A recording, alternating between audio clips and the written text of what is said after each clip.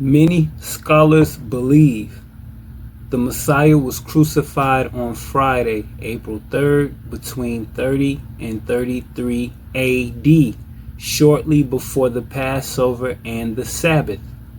Historical testimonies and modern beliefs uphold that he rose from the dead. Therefore, today I have for you crucifixion and resurrection of the Messiah.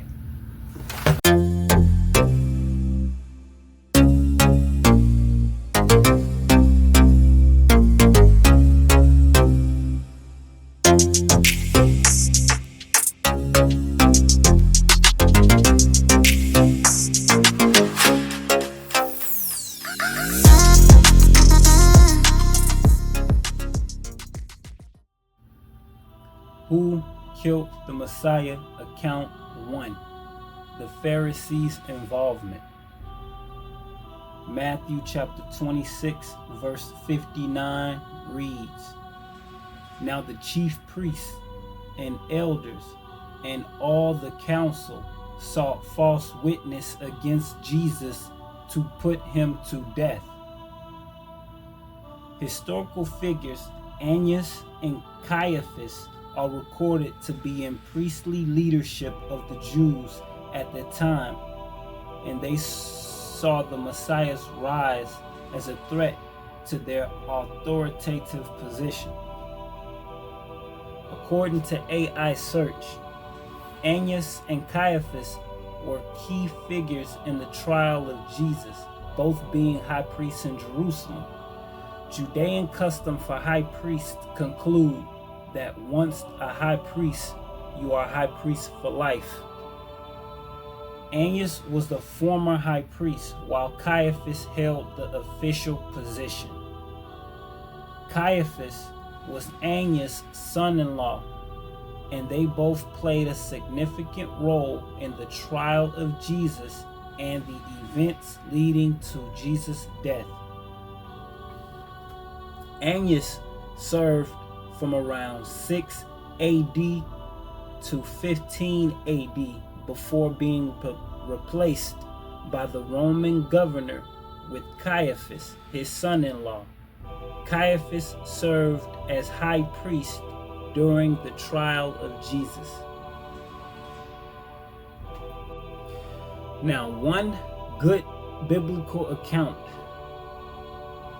confirming the chief priests and the elders of the Jews conspiring against the Messiah is in Matthew chapter 27, verse 17 through 22, where, under the pressure of the crowd, elders, scribes, and Pharisees, the Messiah was crucified under Governor Pontius Pilate's authority, and a criminal was chosen rather than him, a just man, at a ceremonial prisoner release.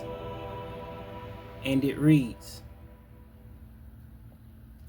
Therefore, when they were gathered together, Pilate said unto them, Whom will ye that I release unto you, Barabbas or Jesus, which is called Christ? For he knew that for envy they had delivered him. When he was set down on the judgment seat, his wife sent unto him, saying, Have thou nothing to do with this just man, for I have suffered many things this day in a dream because of him. But the chief priests and elders persuaded the multitude that they should ask Barabbas and destroy Jesus. The governor answered and said unto them, Whether of the twain will ye that I release unto you? They said, Barabbas. Pilate said unto them, What shall I do then with Jesus, which is called Christ? They all said unto him, Let him be crucified. Who killed the Messiah? Account 2. Judas' involvement. Scriptures teaches us that the Pharisees desired to unalive the Messiah was in conjunction with Judas' betrayal, found in Luke chapter 22, verse 1 through 6. And it reads, "And the chief priests and scribes sought how they might kill him, for they feared the people. Then entered Satan into Judas, surnamed Iscariot, being of the number of the 12, and he went his way and communed with the chief priests and captains, how he might betray him unto them. And they were glad and covenanted to give him money. And he promised and sought opportunity to betray him unto them in the absence of the multitude." Now Christ foresaw Judas's betrayal in Matthew chapter 26, verse 14 through 32. And it reads, "Then one of the 12, called Judas Iscariot, went unto the chief priests and said unto them, What will ye give me? And I will deliver him unto you. And they covenanted with him for 30 pieces of silver. And from that time he saw opportunity to betray him. Now the first day of the feast of unleavened bread, the disciples came to Jesus, saying unto him, Where wilt thou that we prepare thee to eat the Passover? And he said, Go into the city to such a man, and say unto him, The master saith, My time is at hand. I will keep the Passover at thy house with my disciples. And the disciples did as Jesus had appointed them, and they made ready the Passover. Now when the even was come, he sat down with the 12. And as they did eat, he said, Verily I say unto you, that one of you shall betray me. And they were exceeding sorrowful, and began every one of them to say unto him, Lord, is it I? And he answered and said, He that dippeth his hand with me in the dish, the same shall betray me. The Son of Man goeth as it is written of him, but woe unto that man by whom the Son of Man is betrayed. It has been good for that man if he had not been born. Then Judas, which betrayed him, answered and said, Master, is it I? He saith unto him, Thou hast said. And as they are eating, Jesus took bread and blessed it and brake it, and gave it to the disciples and said, Take, eat, this is my body. And he took the cup and gave thanks and gave it to them, saying, Drink ye all of it, for this is my blood of the New Testament, which is shed for many for the remission of sins. But I say unto you, I will not drink henceforth of this fruit of the vine until the day when I drink it new with you in my Father's kingdom. And when they had sung a hymn, they went out into the Mount of Olives. Then said Jesus unto them, All ye shall be offended because of me this night, for it is written, I will smite the shepherd, and the sheep of the flock shall be scattered abroad. But after I am risen again, I will go before you into Galilee. Who killed the Messiah? Account 3. The Romans' involvement. Crucifixion is a method of capital punishment where a person is fixed to a cross and left to die, often through asphyxiation, which is suffocation, or blood loss. It was practiced by various ancient cultures, most famously by the Romans, in the instance of the crucifixion of Jesus of Nazareth. which is central to Christian faith and theology. Now, Roman conquest began in 63 BCE, where General Pompey conquers Jerusalem, ending Jewish independence under the Hasmonean dynasty. During Jesus' time, the Roman Empire was ruled by two emperors, Augustus and Tiberius.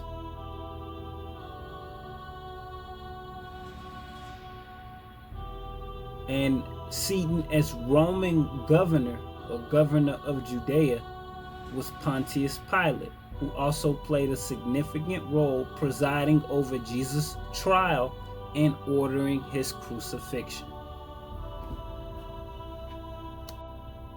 Luke chapter 23, verse 13 through 24 reads, "And Pilate, when he had called together the chief priests and the rulers of the people, said unto them, Ye have brought this man unto me as one that perverteth the people. And behold, I have examined him before you, and found no fault in this man touching those things whereof ye accuse him. No, nor yet Herod. For I sent you to him, and lo, nothing worthy of death is done unto him. I will therefore chastise him and release him, for of necessity he must be released one unto them at the feast. He must release one unto them at the feast. And they cried all out at once, saying, Away with this man, and release unto us Barabbas, who for a certain sedition made in the city and murder was cast into prison. Pilate, therefore, willing to release Jesus, spake again to them. But they cried, saying, Crucify him, crucify him. And he said unto them the third time, Why? What evil hath he done? I have found no cause of death in him. I will therefore chastise him and let him go. And they were instant with loud voices, requiring that he might be crucified. And the voice of them and of the chief priests prevailed. And Pilate gave sentence that it should be as they required. And he released unto them him that for sedition and murder was cast into prison, whom they had desired, but he delivered Jesus to their will. Now it's well known that the Romans played a significant role in the trial of Jesus.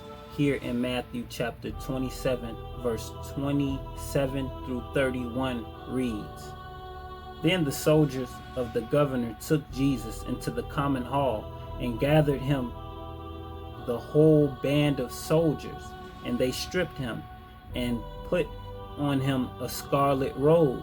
And when they had plaited a crown of thorns, they put it upon his head, and a reed in his right hand. And they bowed the knee before him and mocked him, saying, Hail, King of the Jews. And they spit upon him and took the reed and smote him on the head. And after that they had mocked him, they took the robe off him and put his own raiment on him and led him away to crucify him. Who killed the Messiah? Account 4. The Jews' involvement. Aside from the account earlier with Pontius Pilate, governor of Judea, where they chose Barabbas instead of Jesus at a customary prisoner release, John chapter 18 verse 35 reads, Pilate answered, Am I a Jew? Thine own nation and chief priests have delivered thee unto me. What hast thou done? And we have in Matthew chapter 27 verse 25 more directly reads, And all the people answered, His blood be on us and our children. We have no king but Caesar. Give us Barnabas. Let this be on us and all of our children.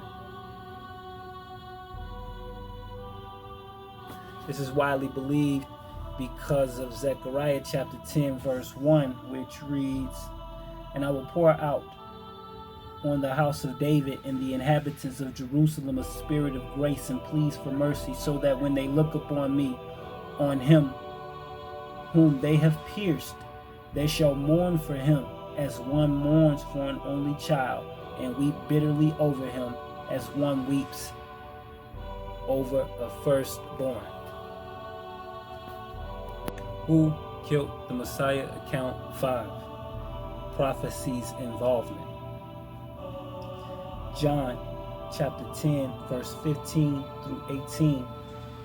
The Messiah's own words reads, "As the Father knoweth me, even so know I the Father, and I lay down my life for the sheep.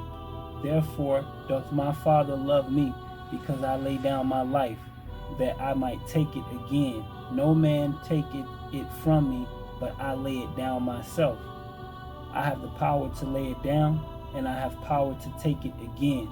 This commandment have I received of my Father." That is to say, that it was prophesied of and of the will of the Lord. Resurrection. Many witnesses were martyrs for their testimonies of the Messiah's crucifixion and resurrection, or coerced to reconsider. Some Christian traditions hold that all of the apostles of Christ, except for one, were held to this fate, whereas Matthew chapter 28 verse 5 through 6 reads, "And the angel answered and said unto the woman, Fear not ye, for I know that ye seek Jesus, which was crucified. He is not here, for he is risen, as he said.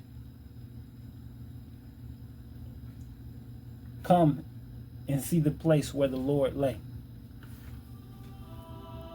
Ascension into heaven. Ascension into heaven wouldn't be uncommon in the Hebrew philosophy, because you would see the same instance with Enoch and or Elijah. But Acts chapter 1 verse 9 through 12 reads, "And when he had spoken these things, while they beheld, he was taken up, and a cloud received him out of their sight. And while they looked steadfastly toward heaven, as he went up, behold, two men stood by them in white apparel, which also said, Ye men of Galilee, why stand ye gazing up at the heavens?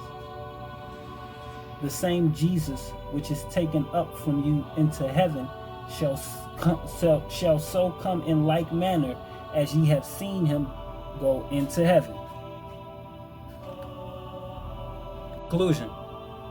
Although the Messiah's crucifixion involved historical figures, the death of the Hebrew Messiah from a realm where the most loving rules is not about assigning blame to one group or another, but understanding that according to Christian theology, he gave his life willingly to redeem all of humanity, placing the blame on sin rather than any particular group, as Jews and Gentiles were under sin. It's a story of love, sacrifice, grace, redemption, and salvation, and not hatred, accusation, or condemnation. And that's all I have for you right now. If you receive this lesson, you've received blessings. And with that, I'll leave you with this. Peace and blessings from KNP, Kings and Priests.